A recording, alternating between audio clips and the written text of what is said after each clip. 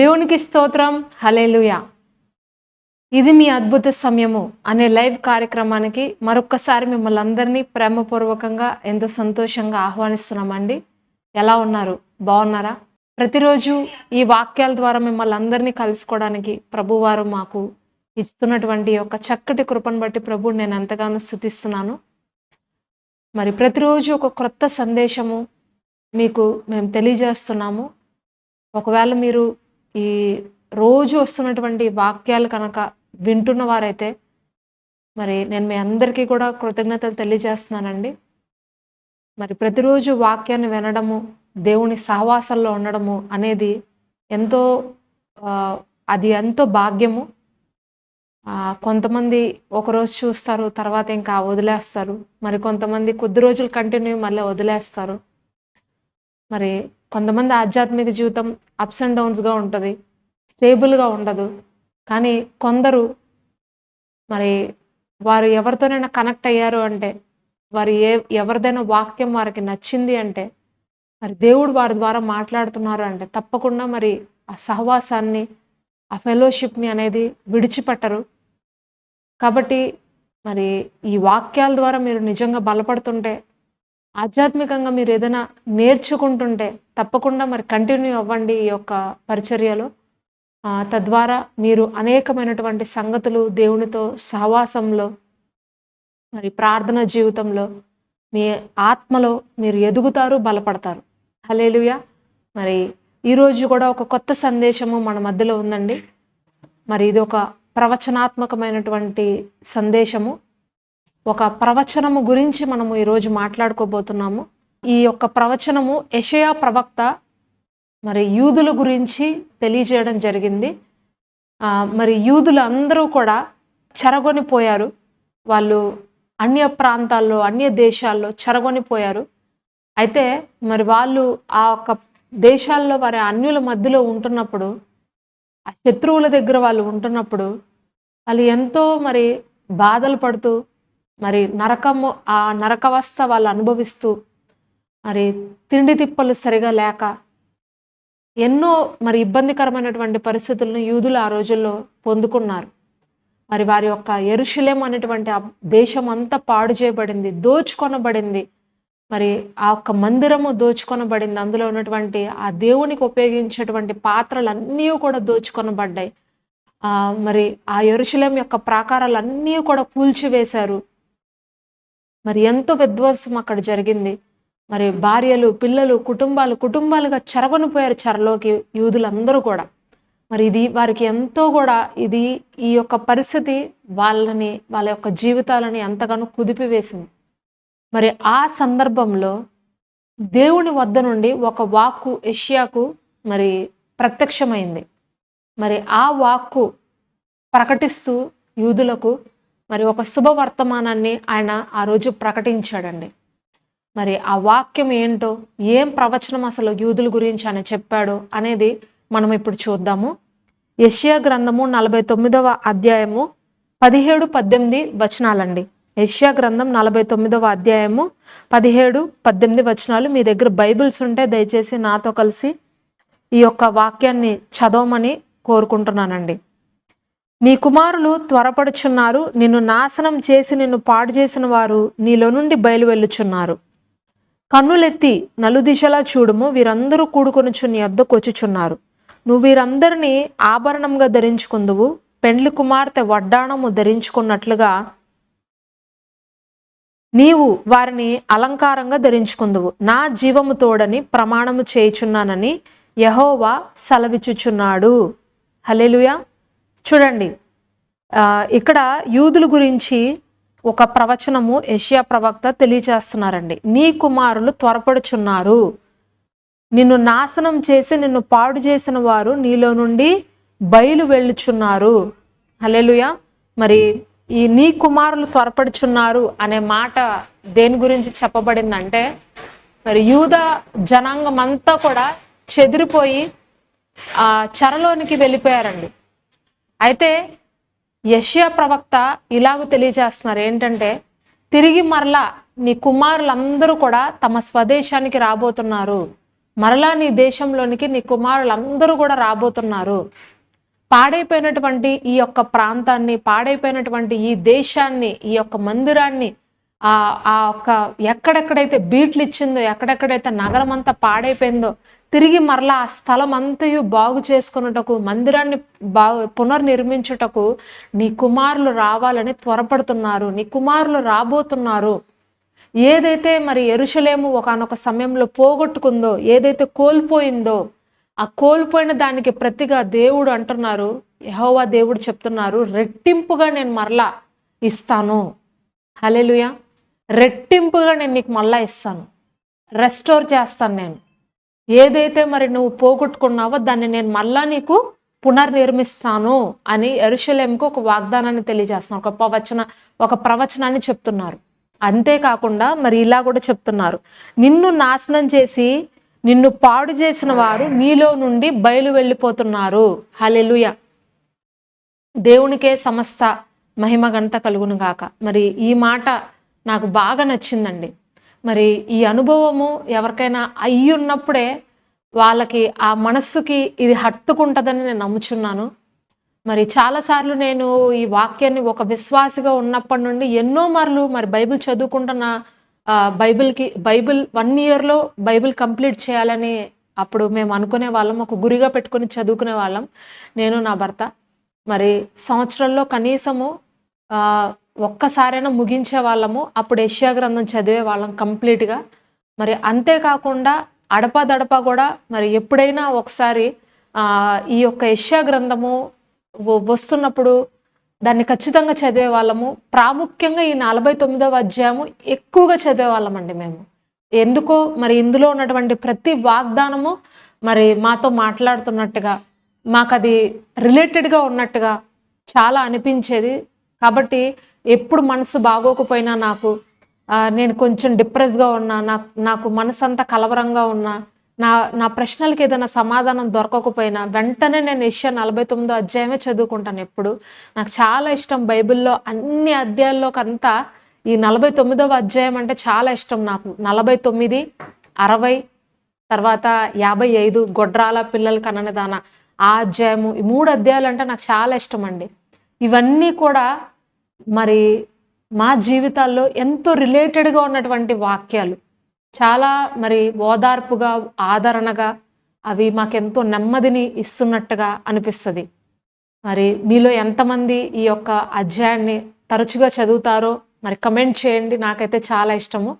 అయితే ఇక్కడ ఒక మాట వ్రాయబడింది, నిన్ను నాశనం చేసి నిన్ను పాడు చేసేవారు నీలో నుండి బయలు వెళ్ళిపోతున్నారు. అంటే ఇక్కడ ఏం చెప్తున్నారంటే యెషయా ప్రవక్త, ఎవరైతే నిన్ను పాడు చేశారో, ఈ యెరూషలేము దేశాన్ని ఎవరైతే పాడు చేశారో, ఇక్కడ ఉన్నటువంటి ప్రజలను ఎవరైతే మరి వాళ్ళ పైన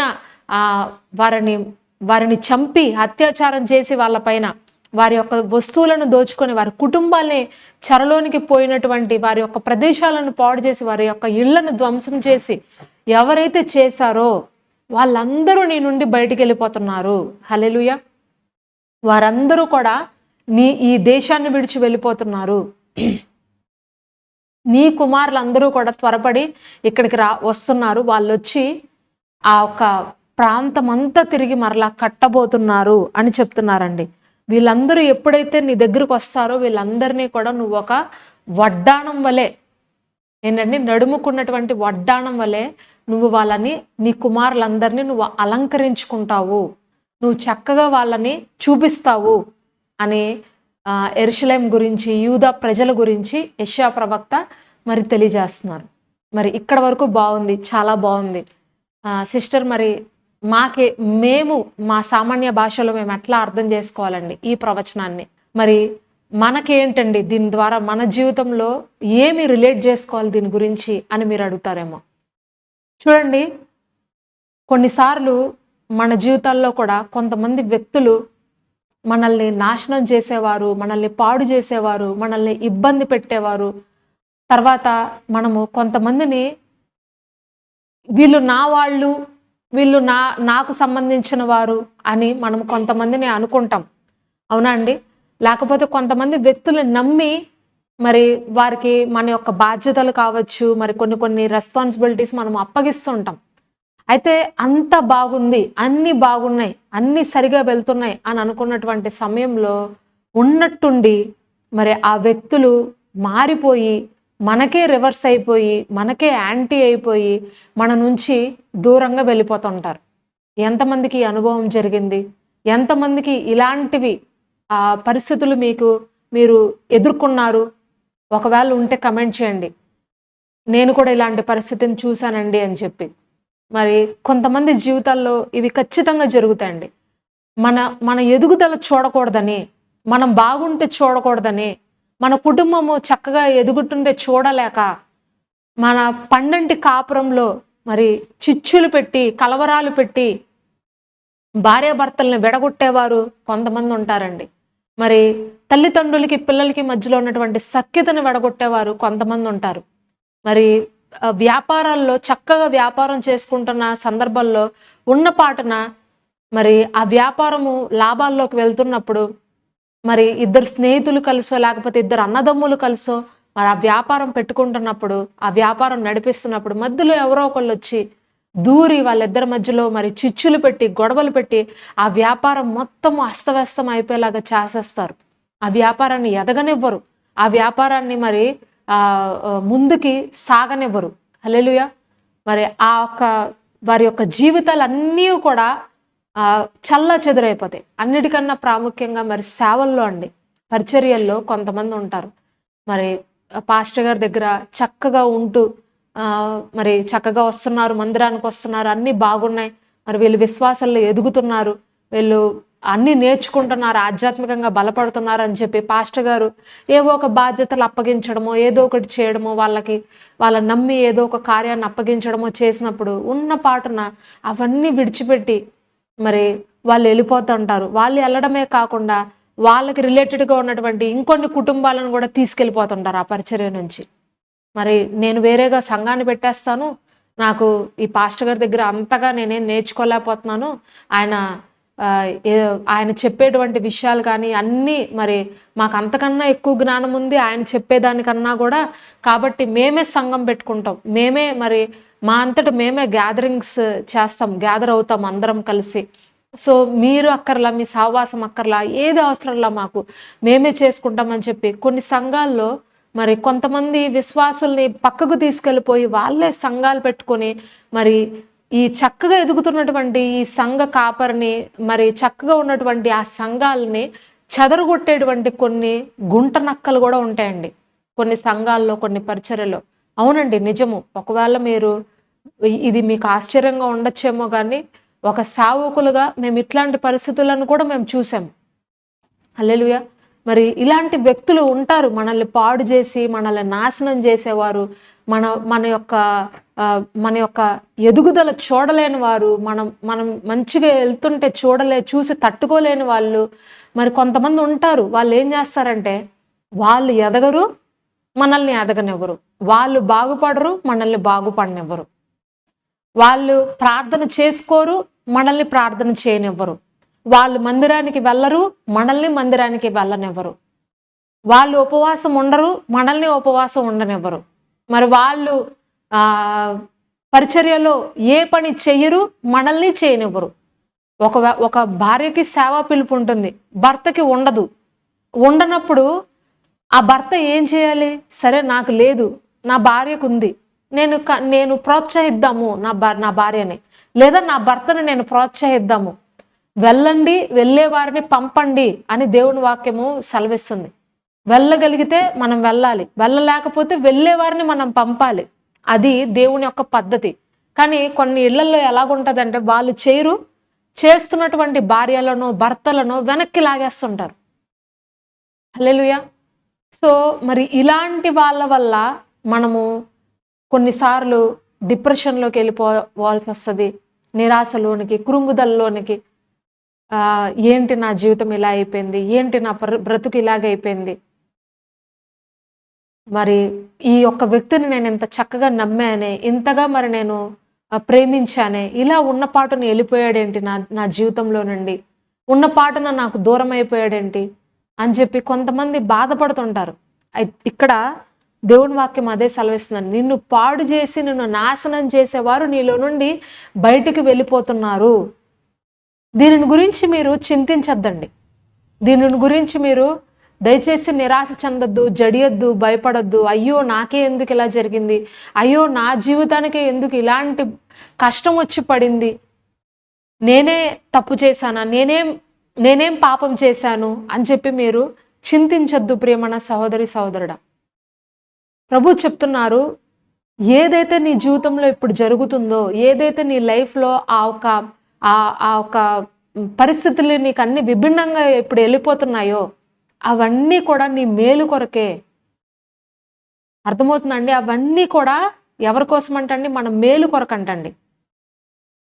నేను చదువుకునేటప్పుడు ఒక ఫ్రెండ్ ఉండేదండి నాకు.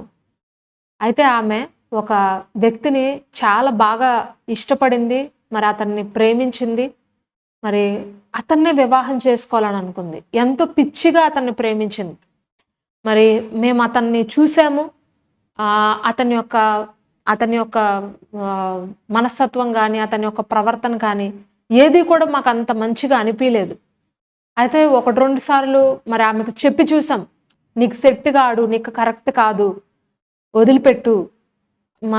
నీ భవిష్యత్తులో ఇది నీకు హానికరమే గాని మంచిది కాదు" అని ఆమెకు చాలా నచ్చజెప్పాం. ఎంత చెప్పినా సరే ఆమె వినలేదు. ఆమె ఏమనుకుందంటే ఆమెని మేము విడదీయాలని అనుకుంటున్నాం అనుకోని మాతో మాట్లాడడం కూడా కొన్ని రోజులు మానేసింది. అయితే కొన్ని రోజులకి ఏమైందంటే నేను నిన్ను పెళ్లి చేసుకుంటాను. నేను నిన్ను అక్కడికి తీసుకెళ్తా, ఇక్కడ తీసుకెళ్తా అది ఇది అని చెప్పి ఆమెను ఊహల్లోకి తీసుకెళ్ళిపోయి ఆ ఊహల్లోనే మేడలు కట్టేశాడనమాట. అతను చెప్పిన మాటలు అంతా ఆమె అలా మెస్మరైజ్ అయిపోయింది అతను చెప్తున్నటువంటి మాటలకి. ఈమేం చేసేదంటే మరి కాలేజు వదిలేసి, చదువు పాడు చేసుకుంది. కాలేజు వదిలిపెట్టేసేది. సరిగ్గా వచ్చేది కాదు.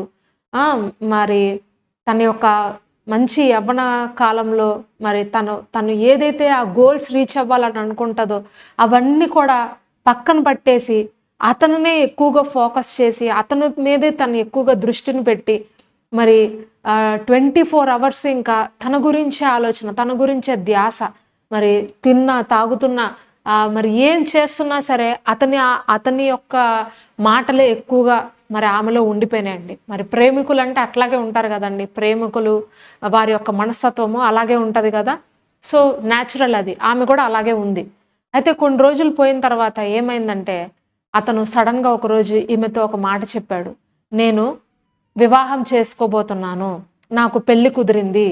పలానా ఈ రోజు నాకు పెళ్లి" అని చెప్పినప్పుడు ఈమెకు గుండాగినంత పనయిపోయింది. "అదేంటి నువ్వు నన్ను పెళ్లి చేసుకుంటానని చెప్పావు.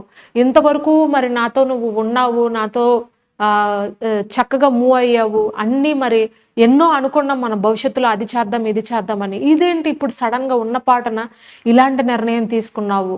ఇది నీకు నిజంగా ఇష్టపడే చేసుకుంటున్నావా? లేపోతే నీ ఇంట్లో నిన్ను బలవంతంగా నిన్నేమన్నా చేశారా?" అనంటే, "లేదు లేదు. నా ఇష్టపూర్వకంగా నేను చేసుకుంటున్నానని" అతను సడెన్‌గా మరి ఇక పైన నువ్వు నాకు ఫోన్‌లు చేయడం గానీ, కలవడం గానీ ఏది చేయొద్దు. తెలిస్తే మరి అటు సైడ్ వాళ్ళకి అమ్మాయి తరపు వాళ్ళకి తెలిస్తే నాకు పెళ్లి క్యాన్సిల్ అయిపోతుంది కాబట్టి నాతో ఇక పైన కనెక్షన్ అనేది నువ్వు పెట్టుకోవద్దు అని చెప్పి ఆ వ్యక్తి మరి ఆమె ఫోన్ నంబర్స్ గానీ అన్నీ బ్లాక్ చేసేసాడండి.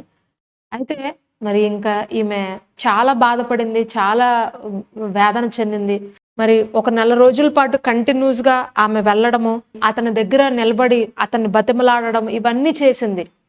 మరి ఎన్ని చేసినా సరే అతను ఏ మాత్రం కరగలేదు, పట్టించుకోలేదు. మరి అతను ఏ డేట్‌కైతే మరి పెళ్లి చేసుకోవాలనుకున్నాడో ఆ డేట్‌కి అతను పెళ్లి చేసేసుకున్నాడు. మరి ఆ రోజు ఇంకా ఆమె చాలా వేదన చెందింది. అయ్యో! నేను ప్రేమించిన వ్యక్తి నన్ను మోసం చేశాడే. నేను ఎన్నో కలలు కన్నాను ఇతనితో. ఇంక నాకెందుకు ఈ లైఫ్? ఇంకెందుకు నేను నా బ్రతికి ఉండడము? ఇక చనిపోతే మేలు అని చెప్పి ఆమె సూసైడల్ అటెంప్ట్ కూడా చెయ్యాలని ప్రయత్నించినప్పుడు మేమందరము కూడా ఆపాము ఆ రోజు. అయితే ఇంకా తర్వాత నుంచి ఆమె తన స్టడీస్‌లో కాన్సంట్రేషన్ చేయలేకపోతుంది. ఫుల్‌గా డిప్రెషన్‌లోకెళ్ళిపోయింది. ఒక దగ్గర దగ్గర 7, 8 నెలల పాటు ఆమె ఆహ్, సరిగ్గా తినకుండా, సరిగ్గా పడుకోకుండా ఒక పిచ్చిదానిలాగా అయిపోయిందండి కొంతకాలం పాటు. అయితే ఇంకా మేము స్లోగా ఆమెకు దేవుడి ప్రేమను గురించి చెప్పడం స్టార్ట్ చేశాము. మరి మొట్టమొదటిగా నేనే చెప్పాను తనకి. దేవుడి గురించి చెప్పడం మొదలుపెట్టాను. ఆహ్, చూడు నీకు కేవలం ఒక మనిషి ప్రేమ కోల్పోయినందుకు నువ్వెంత బాధపడుతున్నావు కదా! దేవుడు నిన్ను అంతకన్నా ఎక్కువగా ప్రేమిస్తున్నాడు. నువ్వు ఆ ఒక్క ఈ లోక ప్రేమల కొరకు నువ్వు ఎందుకంత తాపత్రయపడుతున్నావు? ఇవి ఏదో ఒక రోజు వెళ్ళిపోతాయి మన దగ్గర నుంచి. కానీ దేవుడి ప్రేమ శాశ్వతమైనది. ఆ ప్రేమను నువ్వు పట్టుకో. ఆ ప్రేమను నువ్వు పొందుకో. ఆయన నిన్ను ప్రేమిస్తున్నాడు. నిన్ను వద్దు అనుకున్న వాళ్ళ దగ్గరికి నువ్వెందుకు వెళ్ళాలని నువ్వు కోరుకుంటావు? నిన్ను కాదు అని అనుకున్న వాళ్ళతో నువ్వెందుకు జీవితాన్ని కొనసాగించాలని కోరుకుంటున్నావు? అతని కోసం నీ జీవితం ఎందుకు నువ్వు పాడు చేసుకుంటున్నావు? అర్ధాంతరంగా ముగించుకోవాలని నువ్వెందుకు కోరుకుంటున్నావు? నీ కోసం ప్రాణమిచ్చిన యేసయ్యను నువ్వు చూడవా? నీ కోసం ప్రాణమిచ్చిన యేసు ప్రభువు నీకొద్దా అని మరి ఆమెకు సువార్తను ప్రకటించి, కౌన్సిలింగ్ ఇచ్చి, మనకి తన కోసం మరి రోజు ప్రార్థన చేయగా కొద్ది రోజులకి మరి ఆమె మాతో కలిసి ఆ చైన్ ప్రేయర్స్‌లో కూర్చోవడము, తర్వాత స్లోగా మందిరానికి రావడము, స్లోగా వాక్యం చదవడం, అలా కొద్ది రోజులకి నార్మల్ అయిందండి తను. హల్లెలూయా! మరి దేవుని యొక్క మహాకృపను బట్టి మరి మా చదువులు అంతా అయిపోయినాయి. అయిపోయిన తర్వాత మా గ్రూప్‌లో మొట్టమొదటిగా గవర్నమెంట్ జాబ్ వచ్చింది తనకేనండి.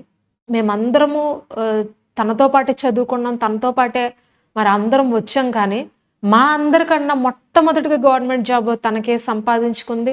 మా అందరికన్నా మొట్టమొదటిగా వివాహం తనకే అయ్యింది. మా అందరికన్నా మొట్టమొదటిగా ఒక ఓన్ హౌస్ తనే కట్టుకుంది. మరి తన లైఫ్‌లో ఇంకా ఇది లేదు, అది లేదు అనేది ఏది లేదండి. మొత్తం ప్రభువారు రిస్టోర్ చేసేశారు. హల్లెలూయా! చూడండి మరి తన లైఫ్‌లో మరి ఇప్పుడు ఆమె లైఫ్‌లో ఏది కూడా కొదువవుగా ఉంది నాకది లేదు, ఇది లేదు అనేది లేకుండా పూర్తిగా ఆమెను పునర్నిర్మించారండి ఆమె జీవితాన్ని. నేను మీకు ఎందుకు ఇది చెప్తున్నానంటే, ప్రభు చెప్తున్నారు, నిన్ను పాడు చేసి, నిన్ను నాశనం చేసేవారు నీలో నుండి బయటికి వెళ్ళిపోతున్నారు. నేను నిన్ను మళ్ళా కడతాను. నేను నిన్ను మళ్ళీ పునర్నిర్మిస్తాను అని చెప్తున్నారు. ఇక్కడ ఇర్మియా గ్రంథము 31వ అధ్యాయము 3, 4 వచనాలు ఒకసారి చూద్దామండి. ఇర్మియా గ్రంథం 31వ అధ్యాయము 3, 4 వచనాలు. చాలా కాలం క్రిందట యెహోవా నాకు ప్రత్యక్షమై ఇట్లనెను, శాశ్వతమైన ప్రేమతో నేను నిన్ను ప్రేమించుచున్నాను గనుక విడువక నీ ఎడల కృప చూపుచున్నాను. ఇశ్రాయేలు కన్యక, నువ్వు కట్టబడినట్లు నేనిక మీదట నిన్ను కట్టింతును. నువ్వు మరలా తంబూరులను వాయింతువు, సంభ్రమపడు వారి నాట్యములలో కలిసెదవు. హల్లెలూయా! ప్రభువారు చెప్తున్నారు, నీవు కట్టబడినట్లు నేను ఇక మీదట నిన్ను కట్టింతును. శాశ్వతమైన ప్రేమతో నేను నిన్ను ప్రేమిస్తున్నాను. శాశ్వతమైన ప్రేమతో నేను నిన్ను ప్రేమిస్తున్నాను. నువ్వు తంబూరులను వాయించే వారి మధ్యలో, సంభ్రమపడు వారి మధ్యలో, నాట్యం ఆడేవారి మధ్యలో నీవు ఉంటావు అని ప్రభువారు మరి మీకు వాగ్దానం చేస్తున్నారండి. నువ్వు కట్టబడే విధంగా ఇక మీదట నేను నిన్ను కట్టిస్తాను. నీ జీవితంలో ఏదైతే నువ్వు కోల్పోయావో, ఒకవేళ నీ సంతోషాన్ని నువ్వు కోల్పోయావా, కొంతమంది వ్యక్తులను బట్టి నీ యొక్క ఆధ్యాత్మిక జీవితాన్ని నువ్వు కోల్పోయావా, కొంతమంది నీ జీవితంలోకి వచ్చి నిన్ను పాడు చేయడం వల్ల, మరి నిన్ను ఎదగనివ్వకుండా చేస్తున్న వారి యొక్క మనస్తత్వాల వల్ల, వారి యొక్క ప్రవర్తన వల్ల బహుశా మరి నీ యొక్క ఎదుగుదల లేదేమో. అయితే ప్రభు చెప్తున్నారు, ఇజ్రాయేలు కన్యక, నీవు ఇక మీదట కట్టబడినట్లుగా నేను నిన్ను కట్టిస్తాను. నేను నిన్ను బాగు చేస్తాను. నేను నీ యొక్క జీవితాన్ని తిరిగి మరలా పునర్నిర్మిస్తాను. చూడండి, మనము ఏదైనా కట్టాలి అని అంటే దానికి చాలా సమయం పడుతుంది కదండి. ఏదైనా ఒక బిల్డింగ్ కట్టాలన్నా, ఏదైనా ఒక ప్రాజెక్ట్ మనం తీసుకుంటే దాన్ని కట్టాలి, నిర్మించాలంటే చాలా సమయం పడుతుంది. కానీ దాన్ని నాశనం చేయాలంటే, దాన్ని డెస్ట్రాయ్ చేయాలంటే మరి కొద్ది నిమిషాలు, కొద్ది గంటల్లోనే మనం చేసేయచ్చు. కష్టపడి సంపాదించింది, కష్టపడి కట్టుకున్నదంతా మరి మన కళ్ళు ఎదురకుండానే కొన్ని గంటలలో దాన్ని మరి బుగ్గిపాలైపోవచ్చు, బూడిదైపోవచ్చు, మరి అసలు నామరూపాలు లేకుండా చేసేయచ్చు. అయితే ప్రభు చెప్తున్నారు, నీ జీవితాన్ని ఎవరైతే వచ్చి నీ యొక్క ఆధ్యాత్మిక జీవితాన్ని, నీ శత్రువైనటువంటి అపవాది, ఒకవేళ ఏ వ్యక్తి మిమ్మల్ని ఎవరు ఏం చేయలేదండి. మీరు అనుకోవచ్చు నాకెవ్వరు శత్రువులు లేరండి, నాకెవ్వరు లేరండి అని అనుకోవచ్చు. మన ఎవ్వరికి శత్రువులు లేకపోయినా అపవాది ఉన్నాడండి మనకి. వాడొక్కడు చాలు మన జీవితాన్ని పాడు చేయడానికి. మరి నీ శత్రువైనటువంటి అపవాది నీ తలంపుల ద్వారానో, నీ వ్యసనాల ద్వారానో, నీ యొక్క పాప ఇచ్చల ద్వారానో, కొన్ని విషయాల ద్వారా నిన్ను బాధపెట్టి నాశనం చేసి, మరి నిన్ను ఆధ్యాత్మికంగా ఎదగనివ్వకుండా, నిన్ను ముందుకి సాగనివ్వకుండా, నిన్ను ఎక్కడైతే ఎంత ఫాస్ట్గా నిన్ను నాశనం చేశాడో ప్రభు చెప్తున్నారు, అంతకన్నా ఫాస్ట్గా నేను నిన్ను పునర్నిర్మిస్తాను అని అంటున్నారండి. ఎంత ఫాస్ట్గా అయితే నిన్ను పడేశాడో, ఎంత ఫాస్ట్గా అయితే నువ్వు ఆ ఒక్క పాపంలో పడి నువ్వు నాశనం అయిపోయావో, అంతే ఫాస్ట్గా తిరిగి మరలా నేను నిన్ను పునర్నిర్మిస్తా. ఈరోజు దేవుడు మీకు ఒక చక్కటి వాగ్దానాన్ని మరి ఈరోజు తెలియజేస్తారండి. ఏదైతే నువ్వు కోల్పోయావో, ఏదైతే నీ జీవితంలో పాడైపోయింది, ఇది నా లైఫ్లో ఇక లేదు, ఈ సంతోషాన్ని నేను పోగొట్టుకున్నాను, ఈ యొక్క ఆనందాన్ని నేను పోగొట్టుకున్నానని నువ్వు ఏదైతే అనుకుంటున్నావో దాన్ని ప్రభు వారు మళ్ళా తిరిగి రెస్టోర్ చేయాలని ఆశపడుతున్నారండి. కోల్పోయినవన్నీ తిరిగి మరలా నీకు ఇవ్వాలని అనుకుంటున్నారు. యెరూషలేమును తిరిగి మరలా పునర్నిర్మించుకున్నారు వాళ్ళు. ఎంతో సుందరంగా, ఎంతో అందంగా. మరి ఈరోజు యెరూషలేం ప్రాంతము, ఇజ్రాయెల్ దేశము మన మధ్యలో ఉంది. మరి ఎంతో పవర్ఫుల్ కంట్రీ ఇజ్రాయెల్ అనేది. మరి ఒకప్పుడు దాని యొక్క స్థితి ఎలాగుందంటే, మరి వరల్డ్ మ్యాప్లోనే ఆ ఒక దేశం లేదండి కొన్ని సంవత్సరాల క్రితం. కానీ ప్రభువు వారు ఆ ఒక లేని ఆ దేశాన్ని తిరిగి మరలా ఆ మ్యాప్లో ఇప్పుడు ఉంది. మరి ఎంతో పవర్ఫుల్ కంట్రీ అది. మరి గొప్ప గొప్ప అణ్వాయుధాలు కానీ, మరి చాలా పవర్ఫుల్ మిలిటరీ ఫోర్సెస్ కానీ అన్నీ మరి ఆ దేశం నుండే వస్తాయి. ఎంతో జ్ఞానం గలవారు యూదులు, ఎంతో తెలివితేటలు కలిగిన వారు, అందం కలిగిన వారు, మరి వాళ్ళకు ఉన్నటువంటి నాలెడ్జ్ కానీ, వాళ్ళకు ఉన్నటువంటి జ్ఞానం కానీ మరి ఈ ప్రపంచంలో ఎవరికీ లేదండి. అంత తెలివిగల వారు యూదులు. మరి ఆ దేశాన్ని తిరిగి మరలా ప్రభు వారు ఇప్పుడు రెస్టోర్ చేశారు. మరి ఈరోజు అనేకులను, అనేక దేశాలు మరి ఆ దేశాన్ని చూసి వణుకుతాయి. ఎన్ని యుద్ధాలు జరిగినా, ఎన్ని భయంకరమైనటువంటి మారణ హోమాలు అక్కడ జరిగినా తిరిగి మరలా ఇజ్రాయెల్ నిలబడుతుందండి.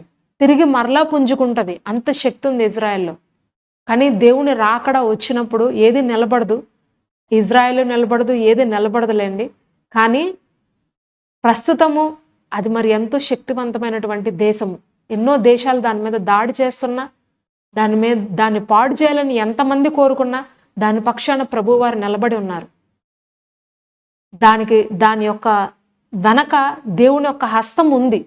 ఆ ఒక దేశము పైన దేవుని యొక్క హస్తం ఉంది. కనుక ఎంతమంది దాని మీద విధ్వంసం చేయాలని చూసినా, పూర్తిగా దేశాన్నే తీసేయాలని ఇప్పుడు కూడా అనుకుంటున్నారు. ఇప్పుడు కూడా అవే ఆలోచనలు ఉన్నాయి. ఈ దేశమే లేకుండా చెయ్యాలి, పటంలో లేకుండా చేయాలని ఇప్పుడు కూడా కోరుకుంటున్నారు.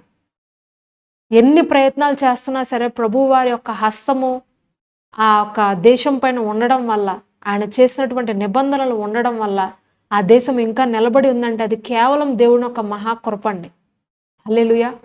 ఈ వాక్యం వింటున్న మీలో ఎంతమంది కృంగిపోయి ఉన్నారో, ఎంతమంది నిరాశలో ఉన్నారో, నేను నా జీవితంలో కొంతమంది వల్ల, ఒక వ్యక్తి వల్ల నేను నాశనం చేయబడ్డాను, నేను పాడైపోయాను అని మీరు అనుకుంటున్నారేమో. మనుషులు ఎవరో మిమ్మల్ని వదిలేశారని, మనుషులు ఎవరో మీ యొక్క ఫెలోషిప్, మీతో ఉన్నటువంటి ఆ బంధము విడిచిపెట్టారని దయచేసి వారి కొరకు, వెళ్ళిపోయిన వారి కొరకు చింతించద్దు. దేవుడి ప్రేమ మీతో సదాకాలం ఉంటుందండి. ఆయన ప్రేమ నిలిచి ఉండే ప్రేమ.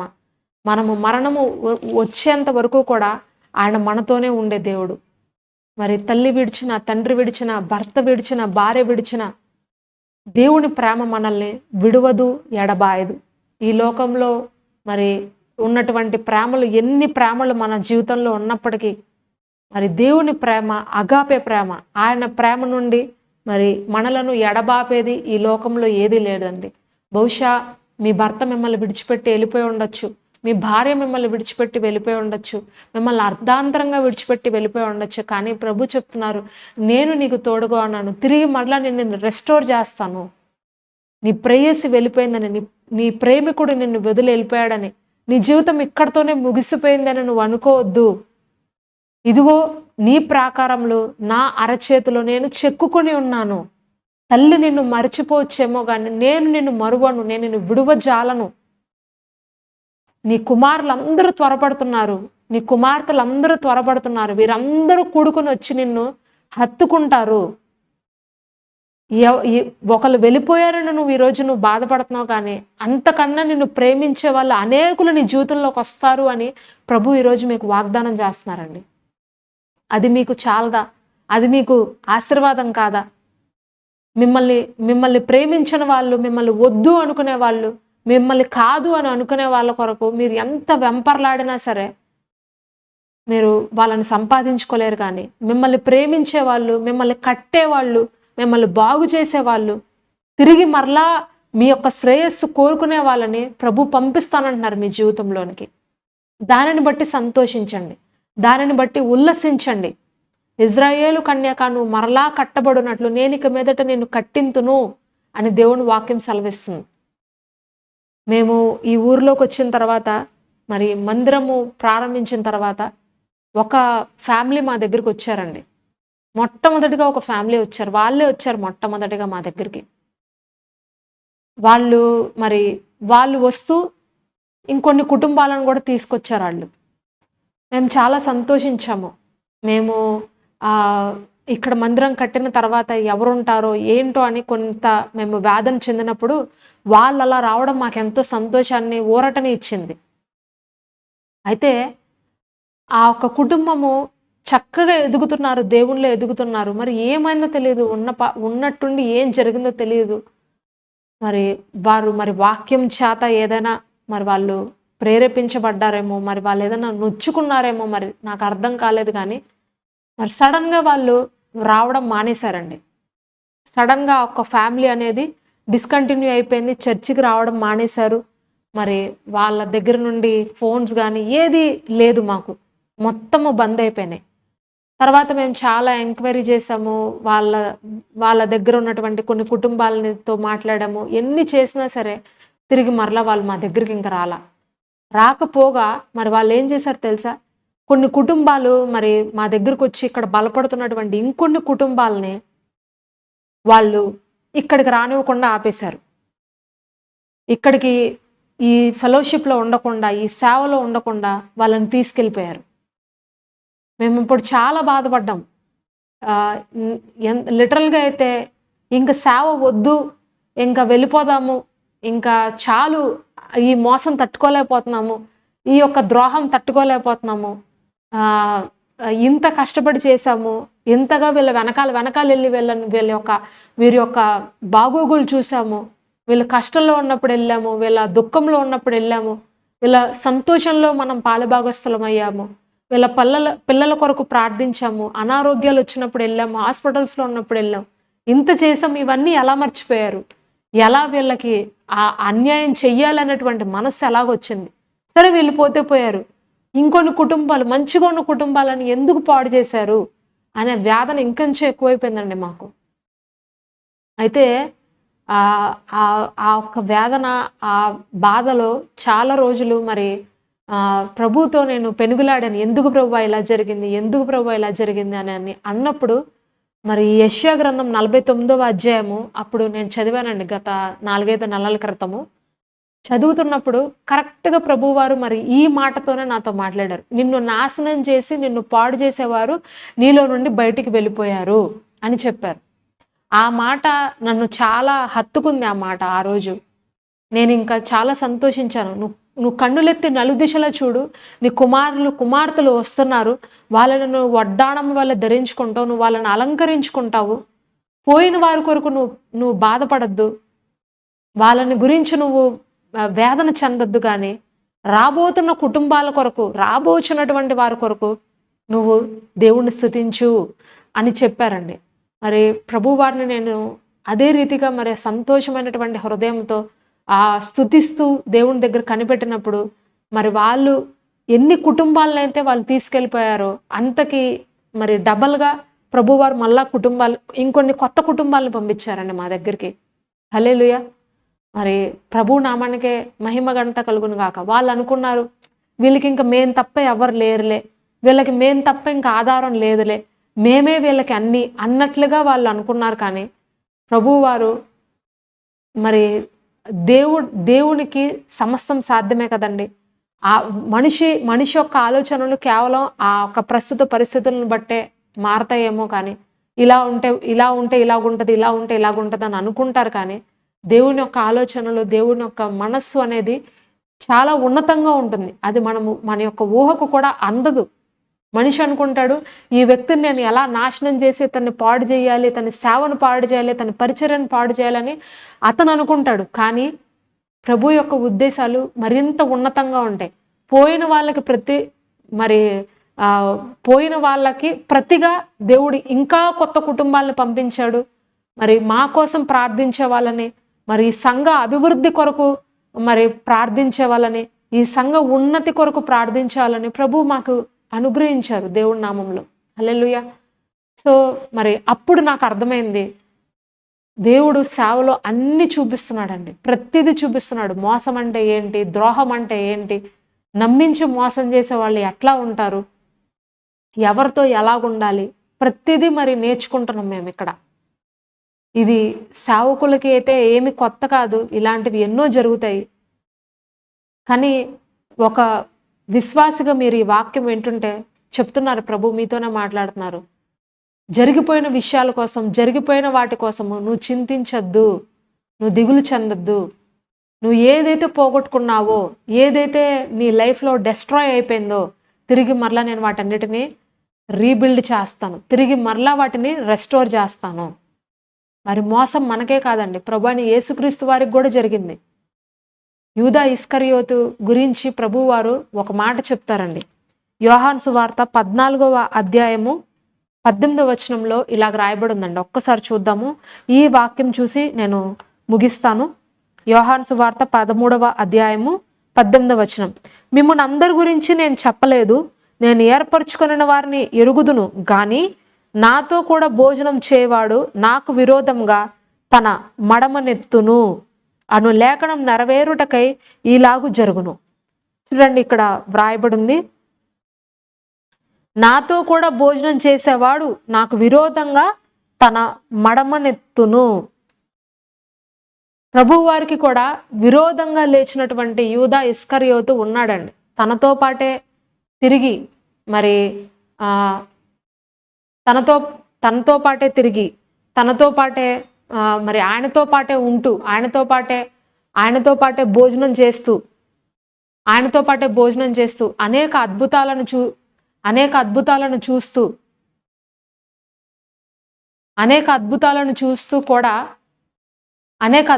చూస్తూ కూడా మరి ఆయన యొక్క వాక్యాలు వింటూ ఆయన యొక్క లేఖనాలను చూస్తున్నప్పటికీ కూడా యూదా ఇస్కరియోతు ప్రభువారిని మోసం చెయ్యాలని, ఆయనను 30 వెండి నాణాలకు అమ్మివేయాలని మరి యూదా ఇస్కరియోతు ఒక పన్నాగాన్ని పన్ని ప్రభువారిని ముద్దు పెట్టి మరీ అప్పగించేస్తాడండి రోమా సైనికులకి.